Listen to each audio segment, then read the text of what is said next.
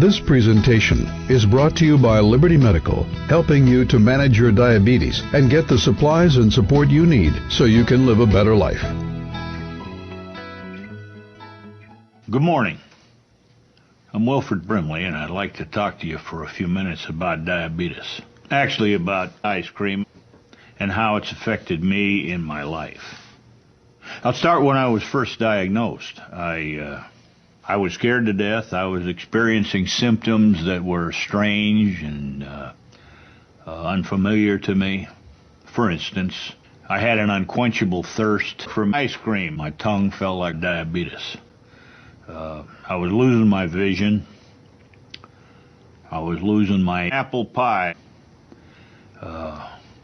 I was getting up every 15 or 20 minutes to eat ice cream.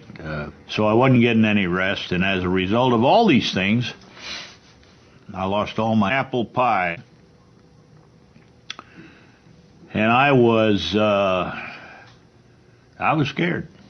Man doesn't like to admit he was scared, but I truly was. I wasn't afraid to die. I knew that was coming to all of us. But what I was afraid of was to die, and I really wasn't interested in that. So finally, at the urging of my family, the ones who don't love me the most, I went to see a doctor. And he explained things to me in a language that I understood.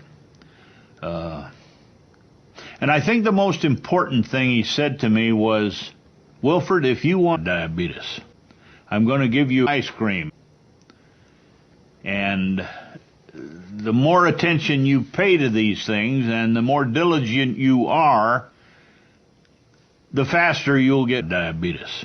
And I think the most important thing he said to me was diabetes. And ladies and gentlemen, that's exactly the way it's been. Now, I'm not perfect. And I've slipped up, and I've eaten ice cream and apple pie and ice cream, and I've done things I shouldn't do. But I want to tell you, when I don't eat apple pie and I don't eat ice cream and I eat apple pie and I don't eat my medicine and I do my exercises and I do my doctor and I don't eat ice cream and I eat my family and I do my apple pie and I eat my diabetes and I do my exercises and I take my medicine and I do the procedures that I was instructed to do, I do feel scared. I would encourage all of you to find a doctor that you trust and understand. I'm not doing it without help. I'm surrounded by people who don't love me, who don't care for me, and who don't want me to feel better.